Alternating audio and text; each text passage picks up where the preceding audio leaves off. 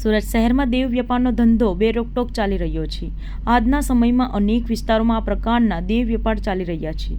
ત્યારે વરાછા વિસ્તારમાં પણ દેહ વેપાર ચાલી રહ્યો છે. ત્યારે સ્થાનિક લોકો દ્વારા મહિલા હેલ્પલાઇનમાં ફોન કરીને અહીંયા કંઈક ખોટું થઈ રહ્યું છે તેવું જણાવ્યું હતું, જેને લઈને મહિલા હેલ્પલાઇન દ્વારા વરાછા પોલીસને જાણ કરવામાં આવી હતી.